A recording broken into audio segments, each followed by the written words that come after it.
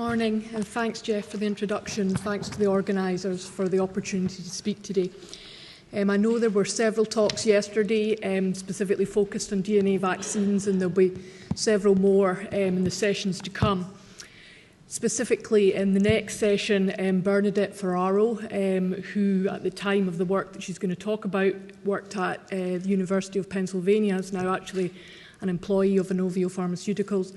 She's going to talk about specifically one of our malarial vaccine candidates, which is delivered by in vivo electroporation. Is going to give a very nice overview of the immune responses generated using that platform. So I felt that I would spend my talk focusing rather than on the immunology side of things, on the delivery, the technology behind the delivery platform that we believe is absolutely crucial to the clinical success of DNA vaccines, and that's electroporation. So just a very brief intro slide. I'm sure you're all very familiar with DNA vaccines. Of course, there are many benefits of this vaccination strategy over standard strategies, specifically viral vaccines. They cannot cause disease, and there's no significant side effects. They have the benefit of being both prophylactic and therapeutic, and I'll touch on both those aspects during my talk. And of course, from a market perspective, this greatly expands the opportunities available to this strategy. We can generate both a T cell and an antibody response, which of course is crucial for certain disease targets. As Jeff talked earlier, specifically pertaining to RNA-based vaccines, and it's very applicable to DNA-based vaccines as well, is that they generally have a very fast development time, they're easy to manufacture, and of course combination vaccines are applicable here, and again I'll touch on this a little bit later in the talk. However, when this strategy kind of entered into the forefront, maybe 20 or so years ago, although they looked extremely promising in small animal models, they really failed pretty severely when they reached the clinic. And although many people left the field at that time, some stayed around and said, okay, what's the problem here? Went really back to the drawing board and came up with the hypothesis that really the DNA vaccine had to be combined with an enhancing delivery technology. And the delivery technology that Inovio specifically focused on was in vivo electroporation. For those who aren't familiar with in vivo electroporation, I'm sure you're all very familiar with it as an in vitro technique. Conceptually, theoretically, the technique is the same.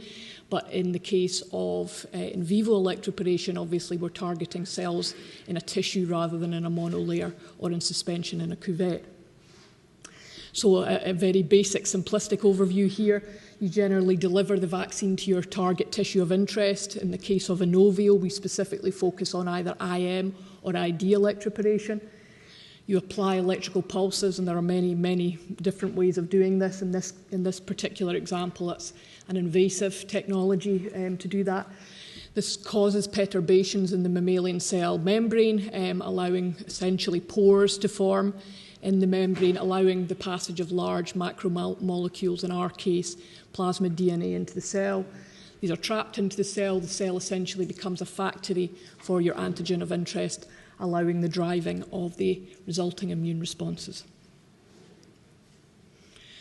So at Inovio specifically, we really believe that this technology, that the success of this technology in the clinic is focused around a three-pronged strategy. Specifically, the optimization of the vaccines themselves. We use a synthetic consensus technology, which is very extensively published, and I would be happy to point you in the direction of the manuscripts if you're interested to do that, and also some other standard DNA optimization techniques as well. We also believe that the manufacture itself of the DNA is absolutely critical. Specifically, we believe that really a very high concentration of DNA is required for clinical success. And last but certainly not least, in my specific area of interest, is the delivery of the DNA itself. And as I mentioned, we are specifically interested in vivo electroporation. And I think perhaps those of you who are familiar, at least briefly, with this technology, is I think electroporation, people think of it as a kind of one-size-fits-all strategy. At Inovio, we really believe that's not the case. That's really an oversimplification of the technology, that we spend a lot of time focusing on really trying to understand the mechanism behind this, this delivery technology, and being able to understand those mechanisms better, we're able to really fully enhance the strengths of this technology, and hopefully over the next 15 or so minutes I'll be able to convince you of that. So I want to talk specifically just about our intradermal programs at Inovio, but obviously wanted to touch on our intramuscular platform first, which is the one that's been most evaluated in the clinic. You can see this is an example of our intramuscular technology. It's called the Selectra 5P. 5 comes from the 5 penetrating electrodes that are inserted generally into the deltoid of the patient.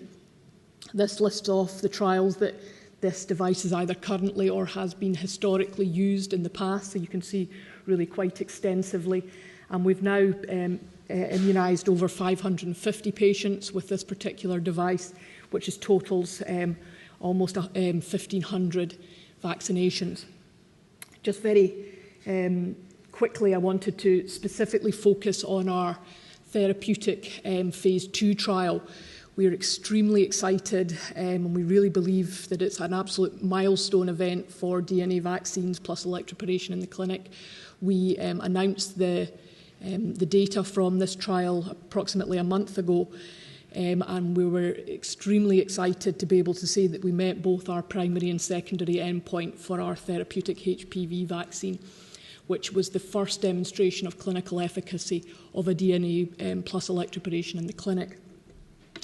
I apologise, I'm kind of limited as to what I can say publicly about that, other than the results that were announced publicly a month ago, and that was that this was I'll just give you a background of the trial. This was a 3-dose vaccine delivered, 6 megs of DNA delivered to women who were diagnosed either with SIN3 or SIN2 cervical neoplasia.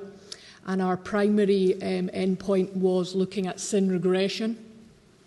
And the women that received the vaccine showed a 49.5% regression rate to either SIN1 or normal. And our secondary endpoint was viral regression, where we saw 40% viral regression in the vaccine group versus 14% in the placebo group.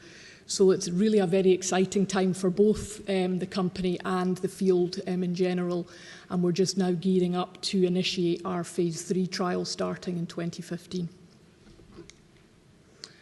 So whilst this platform has now been evaluated, as you can see, really very thoroughly in the clinic, I think we all recognise that certainly public perception and even clinical perception of electroporation is that it hurts. And I think we should be quite honest that, as you can imagine, electroporation does come with associated pain in the clinic. And while that will be certainly applicable to certain disease targets, as you can imagine, therapeutic cancer vaccines, therapeutic HIV vaccines, that's obviously not going to be something that we could move forward for a flu programme, for instance. So the company has spent a lot of effort developing, kind of building on what we understand, what we know from our IM programmes, to building on our intradermal programmes, which we believe to be much, much more tolerable a delivery platform moving forward. So in the next few slides, I just want to talk about 2 of those options and kind of show the progress that we're making in those areas. So starting out, this is what we call our Surface Electroporation Device. I should say this has not been evaluated in the clinic yet, although we're looking hopefully to move this forward and combining it with our RSV vaccine in the next year or so. So as the name suggests, this particular electroporation device sits only on the surface of the skin, so there's no penetration at all of the electrodes.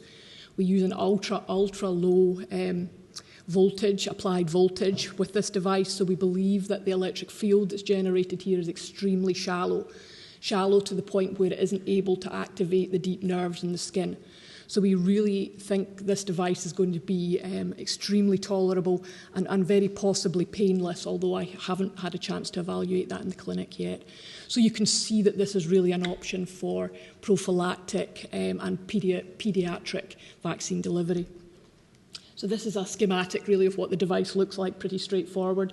This is guinea pig skin having had plasmid expressing GFP delivered with the device, and you can see that it really generates very robust localized expression in the surface of the skin.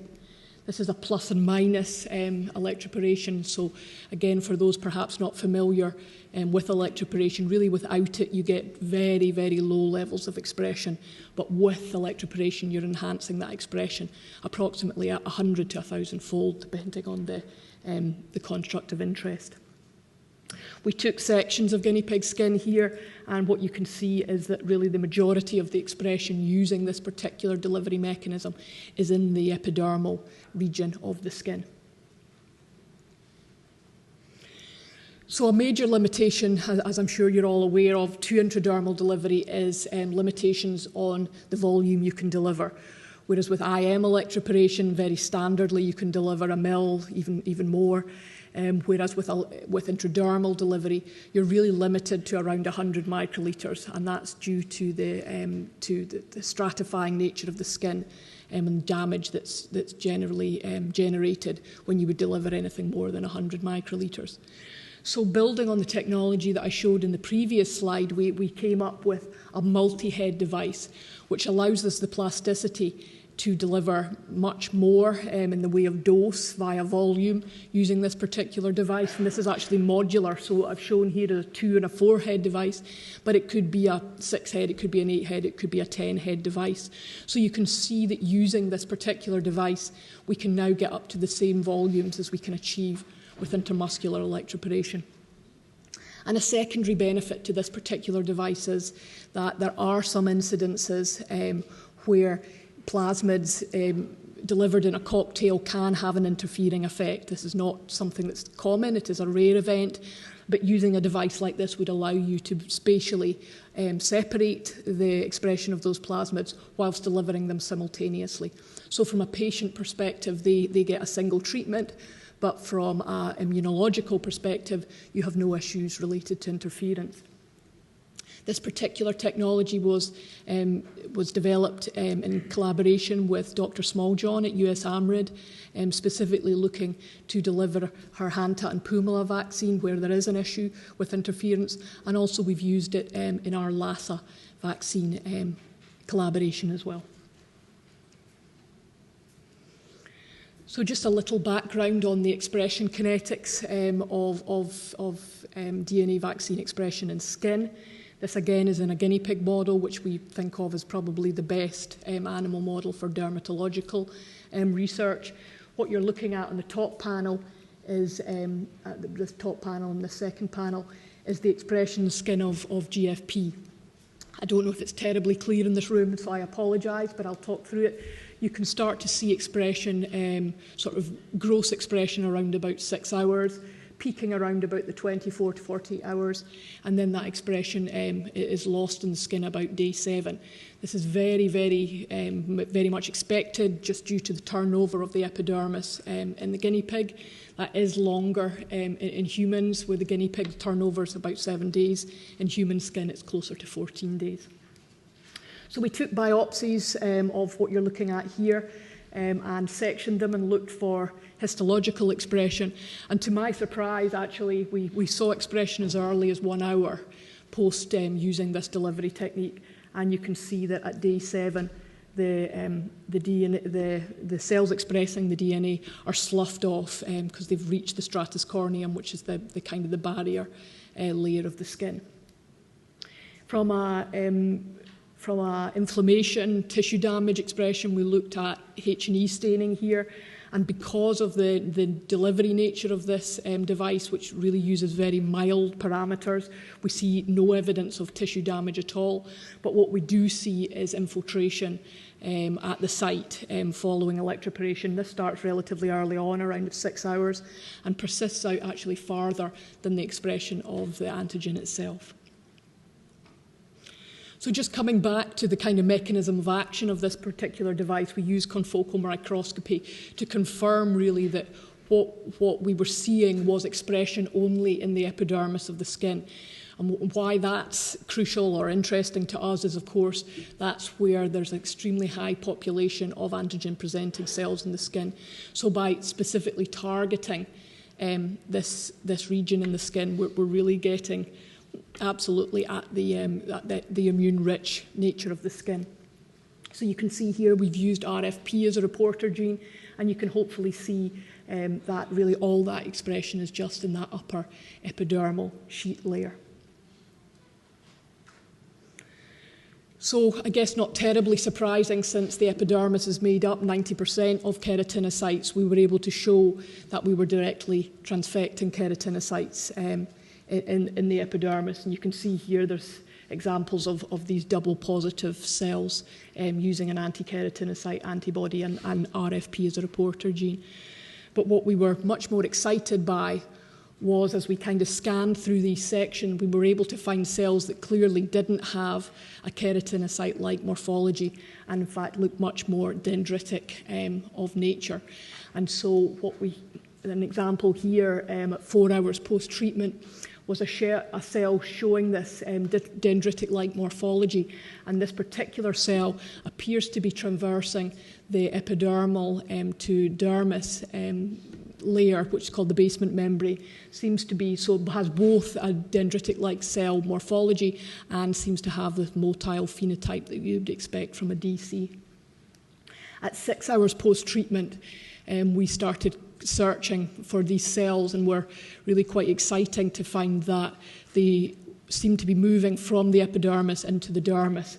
And this is an example of one of those cells residing at 6 hours now in the dermis. And again, just to follow up with it, couldn't have been transfected there because the nature of this device wouldn't allow that. So it has moved down from the epidermis into the dermis.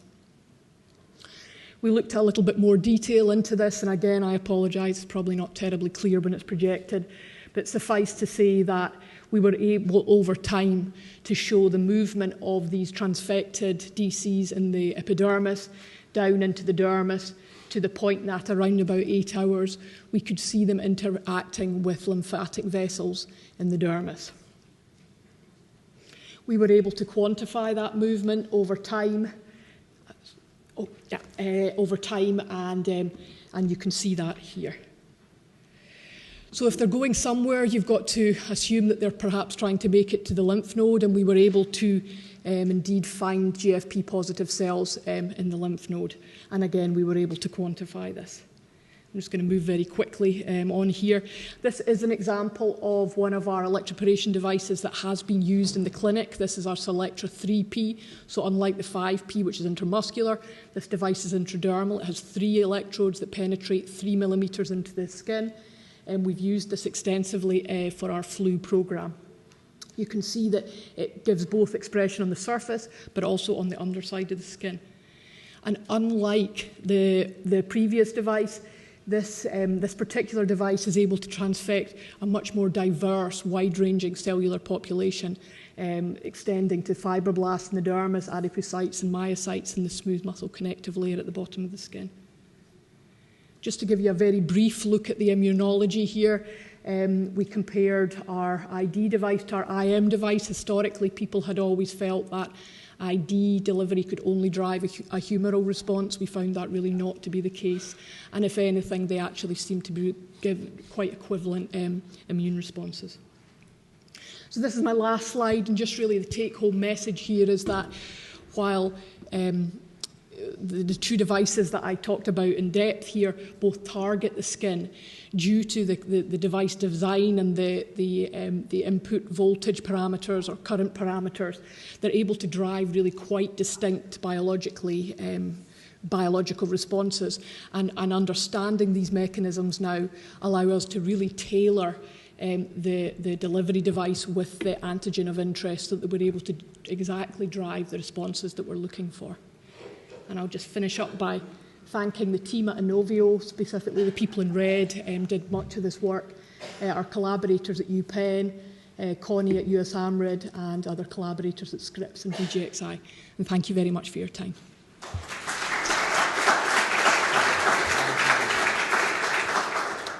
Thank you, Kate. Very nice progress. Is there a question out there?